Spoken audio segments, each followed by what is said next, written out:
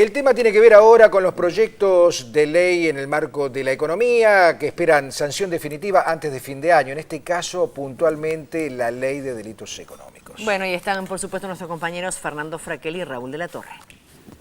Exactamente, así es. Hablábamos hace un instante de los proyectos que empiezan a tratarse hoy en el Senado, después de tener media sanción en diputados, y anticipábamos que con Fernando Fraquel. ¿Qué tal, Fernando? Muy bien. Íbamos a estar tratando algunos de estos temas, y ya lo vamos a estar tratando con uno de los impulsores, de los autores, podríamos decir, por lo menos quien, una de las personas importantes que aportó a este proyecto de ley de delitos económicos y financieros. Se trata de Alejandro Banoli, es el titular de la Comisión Nacional de Valores que nos está acompañando. Bienvenido, Alejandro. No, gracias, buenos días, ¿cómo están? Y Fernando, hoy empieza la actividad ya en el Senado en comisiones, por ejemplo, con este proyecto de delitos económicos y financieros. Y hoy avanza rápidamente el Parlamento Nacional. En 2 de la tarde se van a reunir los senadores nacionales, la Comisión de Justicia con la Comisión de Asuntos Penales. El tema es avanzar en este proyecto que ya viene con la sanción de la Cámara de Diputados. Va a estar el ministro de Justicia, Julio Alac, va a estar el doctor Banoli, va a estar José Batella ante los senadores nacionales. Banoli, ¿cuáles son las expectativas que usted espera encontrar por parte del Parlamento, que en principio tiene previsto sancionar, ser ya norma como ley, este proyecto el próximo día jueves? Bueno, las mejores expectativas. Yo estuve la semana pasada en la Comisión de Justicia de la Cámara de Diputados, donde hubo una amplísima participación de los representantes del pueblo, muchas preguntas, mucho interés. Y bueno, la satisfacción de que finalmente el jueves pasado hubo media sanción en el caso de la ley de delitos económicos con una mayoría amplísima, incluso que superó la propia bancada oficialista. Con lo cual, bueno, supongo que en el Senado hoy se va a repetir esa misma tesitura, a disposición para poder aclarar todas las dudas que se presentan ante los senadores y bueno, esperando que esta semana este proyecto sea convertido en ley. Uno lee el contenido de este proyecto que han presentado, proyecto de ley de delitos económicos y financieros, y realmente sorprende de la magnitud, la importancia que tiene y la poca trascendencia que está teniendo en los medios. Por ejemplo, está hablando de sanciones de hasta 4 o en algunos casos 6 años de prisión para aquellos que hagan manipulación de información. Esto es, hacer subir o bajar precios por medio de noticias falsas, negociaciones fingidas o por reunión o coalición entre los principales tenedores, por ejemplo, de una mercadería. Está hablando de uso de información privilegiada, es decir, un director de una empresa que al tener acceso a determinada información y saber que va a pasar algo que va a hacer subir el valor de la acción, compra en beneficio propio las acciones. Captación no autorizada de fondos, es decir, actividades que algunas entidades bancarias hacen, por ejemplo, captando depósitos de manera irregular, es decir, no como todo el mundo por ventanilla y con un certificado. Bueno, y varios temas más. ¿Cómo es que esto no estaba sancionado? ¿No era considerado delito hasta ahora todo esto? No, no era considerado delito, ¿no? Y hasta hace pocos años ni siquiera una infracción administrativa. Y bueno, hubo en el pasado, ¿no? En la Argentina, como ocurre en todo el mundo, una cantidad significativa de estas prácticas en el sistema bancario, en el mercado financiero de capitales. Y lo que se está proponiendo ahora es que estas infracciones que hoy son administrativas y que lo único que ameritarían si se descubrieran hoy es una multa económica de hasta 1,5 millones de pesos, lo cual en algunos casos puede ser una gota de agua en el mar. Bueno, ahora pase a ser un delito, o sea, se integre al Código Penal. Y esto, que en la Argentina es una novedad, en todo el mundo, en los países desarrollados, en los países subdesarrollados, es delito. Entonces yo creo que esto implica un progreso, porque nosotros sabemos, tanto en nuestro país como en el mundo, cuánto ha costado el desmadre financiero, cuánto ha costado toda esta actividad paralela en el mundo, en Argentina, esta informalidad que incluso en muchos casos produjo crisis financiera. Entonces yo creo que generar esta instancia penal es una de las maneras de disuadir estas prácticas y estas conductas que tienen unos costos económicos y sociales altísimos. Claro, me parece que por un lado está adecuar la legislación argentina a la legislación internacional, pero también terminar con viejas costumbres que están internamente en la República Argentina.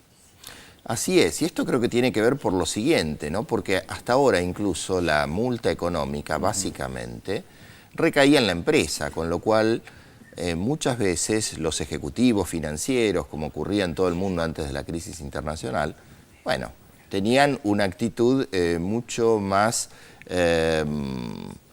audaz, en el sentido que por ahí infringir la ley no tenía grandes costos. En cambio, cuando esto incluye la posibilidad de que haya una responsabilidad penal en cabeza de la persona, todos se cuidan mucho más. Uno puede ver en todo el mundo como ejecutivos de empresas, estoy pensando por ejemplo en el escándalo de Enron en el 2001 en Estados Unidos, pero también en algunos de los bancos a partir de la crisis del 2008 en Estados Unidos y en Europa, son penalizados y van a prisión cuando se descubre cuál es la cadena de responsabilidades en todos estos desmadres financieros.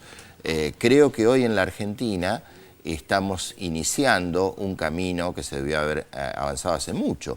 E incluso, por ejemplo, es una calle por la cual se desanda un camino inverso que hace algunos años se había establecido. Por ejemplo, recordemos en el 2002 la vergonzosa derogación de la Ley de Subversión Económica, que era uno de los pocos mecanismos que había en la legislación argentina que permitía penalizar a aquellos ejecutivos y grandes poderosos del sector financiero y no financiero que hacían vaciamiento, que hacían prácticas económicas en desmadre de la sociedad, ¿no? Entonces, creo que esto, bueno, de alguna forma es un avance, es un progreso y hace que el Código Penal empiece a dejar de ser ese libro que era muy útil para penalizar a los pobres ladrones de gallinas y que no contemplaba figuras que, bueno, también penalicen a aquellos poderosos, a aquellos ladrones de guante blanco o guante no tan blanco que han delinquido, ¿no? Uno, recién mencionabas el tema de la derogación de la Ley de Subversión Económica y muchos supusieron en aquel momento que esa derogación tuvo nombre y apellido, que era la familia Rom, que tiene que ver con el Banco General de Negocios, que estaba investigado justamente por uno de estos delitos que tuvo que ver con la captación irregular de fondos y cómo con esto zafó prácticamente de una investigación posterior. En este caso, donde se discute ahora la ley, hablando de estos ladrones de guantes blancos o grandes apellidos, ¿qué está pasando con los lobbies financieros, los lobbies económicos? ¿Todavía hay una disputa por dar para tratar de evitar que impidan que la ley salga o que se pueda aplicar? Esos lobbies existen generalmente. Yo creo que lo importante es que la respuesta del Parlamento fue ejemplar. Creo que generalmente quien siente que hasta ahora se puede manejar en un marco de cierta impunidad, es natural que reaccione buscando mantener determinados privilegios, ¿no? Pero yo creo que es una cosa tan clara en el sentido de que no puede ser que en la Argentina aquellos que cometen delitos de esta envergadura no puedan ser penalizados. Situaciones donde también los propios organismos internacionales, yo recordaba otro nombre y apellido de la derogación de la Ley de Subversión Económica, era el Fondo Monetario Internacional, que en el medio de la crisis más grande de la Argentina puso esta condicionalidad para desembolsar un pequeño tramo del desembolso.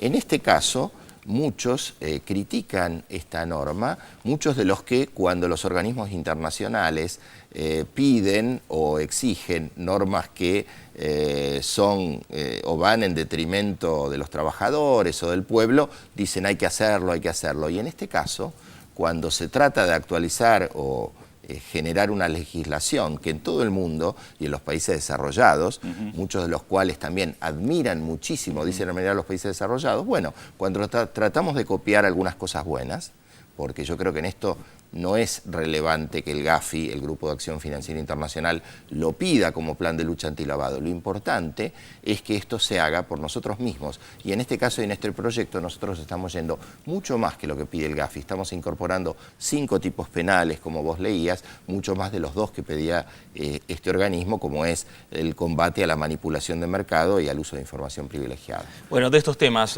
Rulo, se va a hablar en el Congreso a partir de las 2 de la tarde. Sí, te va a tocar a vos tomar la posta para ver cómo sigue el tratamiento en el Congreso. Vamos a estar informando. Gracias, Alejandro Vanoli, por la visita. Gracias a ustedes.